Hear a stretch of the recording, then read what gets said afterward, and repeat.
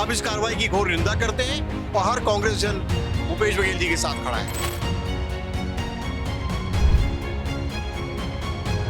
ये सरकार डरी हुई है और सरकार को अडानी चला रहे हैं।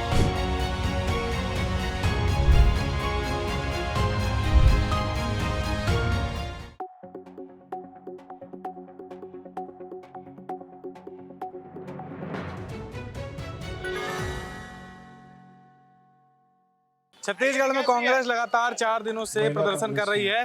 पूर्व मुख्यमंत्री भूपेश बघेल के बेटे की गिरफ्तारी के बाद से लगातार ये प्रदर्शन जारी है और यहाँ पर आप देख सकते हैं कांग्रेस के जो नेता हैं वो सब इकट्ठे हुए हैं और यहाँ पर लगातार धरना प्रदर्शन चल रहा है। कल बड़े चक्का जाम की तैयारी भी है, इसीलिए ये प्रदर्शन चल रहा है। एक तरह से वार्म अप है और आज ये बड़ा प्रदर्शन यहाँ पर किया जा रहा है।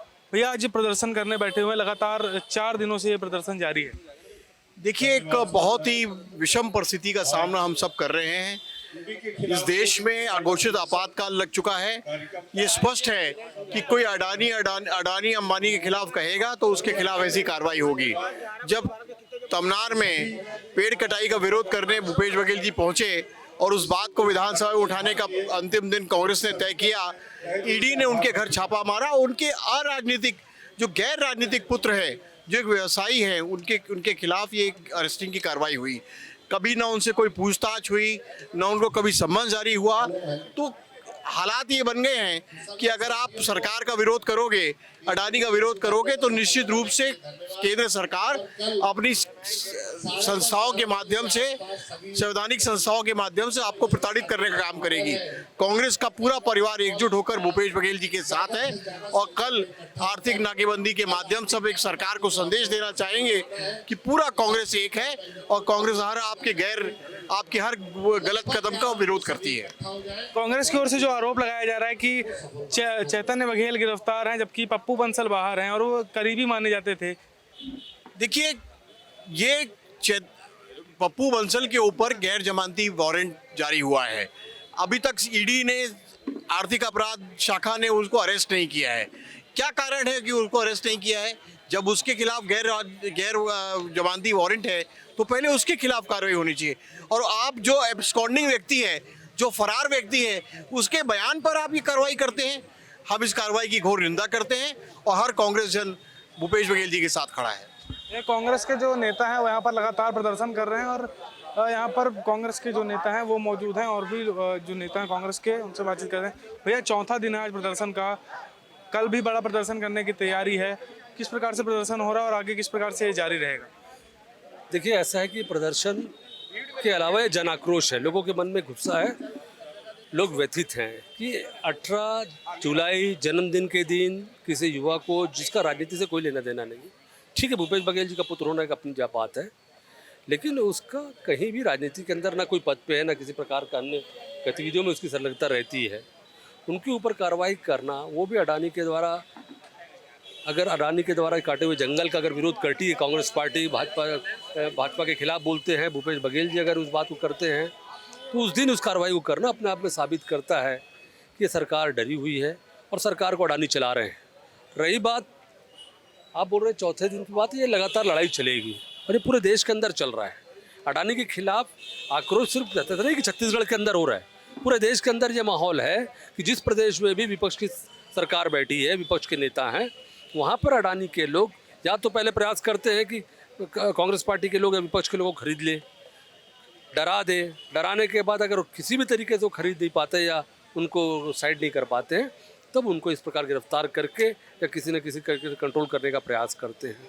और ये लड़ाई लोकतंत्र के लिए खतरा है, जो इस प्रकार की जो प्रक्रिया कर रहे हैं। और हम तो, मैं आपके चैनल के माध्यम से बोलना चाहूँगा कि जिस प्रकार NDTV जैसे एक बड़े जिसके बारे में लोग कहते थे, ऐसे चैनल, जिन चैनलों को हम लोग देखते थे इनकी न्यूट्रल है, ये निष्पक्ष हैं, वैसे चैनलों को तक खरीद कर ये लोकतंत्र की जब हत्या कर सकते हैं, तो इनके लिए कोई भी चीज़ करना कोई बड़ी बात नहीं है। इससे देश के अंदर एक ऐसा बड़ा खतरा आने जा रहा है जिसको संभालना अगर आज जनता हो, चाहे कांग्रेस पार्टी हो, चाहे हर कोई, सबको मिल के करना पड़ेगा, नहीं देश के लोकतंत्र के लिए सबसे बड़ा खतरा बनेगा। कांग्रेस बिल्कुल एकजुट हो चुकी है इस घटना को लेकर। जब से गिरफ्तारी हुई है पूर्व मुख्यमंत्री भूपेश बघेल के बेटे की, पूर्व विधायक विकास उपाध्याय जी, उनसे बातचीत कर लेते हैं।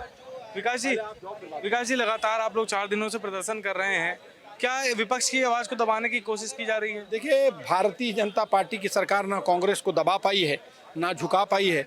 हमारा इतिहास इस देश की आज़ादी से लिखा हुआ, कांग्रेस पार्टी का निर्माण ही अंग्रेजों को भगाने से इसकी शुरुआत की गई थी। संघर्ष का सामना तो हम लोगों ने किया है, चुनौतियों का सामना किया है। ये भी चुनौती है जहां भारतीय जनता पार्टी हमारे जनप्रतिनिधियों का तो कुछ नहीं कर पा रही, लेकिन परिवार के लोगों को प्रताड़ित कर रही है। जिस प्रकार से भूपेश बघेल जी के बेटे का राजनीति से कोई लेना देना नहीं, लेकिन उस बेटे के खिलाफ में फर्जी मुकदमा ईडी की रेड पड़ी और कोई कुछ नहीं मिला। भारतीय जनता पार्टी के इशारों पर ईडी ने 5 दिन की रिमांड पर लिया है। कांग्रेस पार्टी लगातार 4 दिन से आंदोलन कर रही है। कल आर्थिक नाकेबंदी है। आम जनता को नुकसान बिना पहुंचाए, आम जनता को असुलियत नहीं, हम नाकेबंदी करेंगे। कांग्रेस पार्टी भारतीय जनता पार्टी को अपनी ताकत कल दिखाएगी। और आगे किस प्रकार से प्रदर्शन रहेगा, क्योंकि लगातार कांग्रेस नेताओं पर कार्रवाई हो रही है। पूर्व आबकारी मंत्री कवासी लखमा को भी गिरफ्तार किया गया था, उसके बाद से अब ये बड़ी कार्रवाई ईडी ने की है। हमको माननीय न्यायालय पर भरोसा है। जितने भी लोगों की छत्तीसगढ़ में नेताओं की, अधिकारियों की गिरफ्तारियां हुई, माननीय सुप्रीम कोर्ट में सबकी जमानतें हो रही है। वहाँ जमानत हो रही है, ईओडब्ल्यू पर प्रकरण बना दिया जा रहा है। भारतीय जनता पार्टी कोशिश कर रही है डराने का, धमकाने का, लेकिन हम डरने वाले नहीं।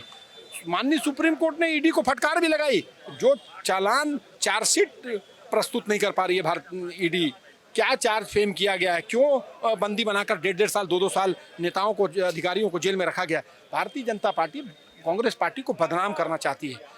5 साल कांग्रेस पार्टी ने जो ऐतिहासिक काम किया, जनता से जुड़े मुद्दों पर काम किया, जनताओं को सुविधा दी, ऐसी योजना बनाई जहां जनता को, आम जनता को फायदा मिल रहा था, घर में उसको राहत मिल रही थी। भारतीय जनता पार्टी को सहन नहीं हो रहा है। 19 महीने की सरकार ने सिर्फ वादे किए, काम तो कुछ हो नहीं रहा है। आपसी मतभेद इतने हैं कि मंत्रिमंडल का विस्तार नहीं हो पा रहा है। भारतीय जनता पार्टी वो तो नहीं कर पा रही, कांग्रेस को कैसे बदनाम करना है उसकी रणनीति बना रही है। और वो स्क्रिप्ट दिल्ली से लिखी जा रही है। 2 साल हो गए भ्रष्टाचार का स्क्रिप्ट लिख रहे हैं, मिलता जुलता कुछ नहीं।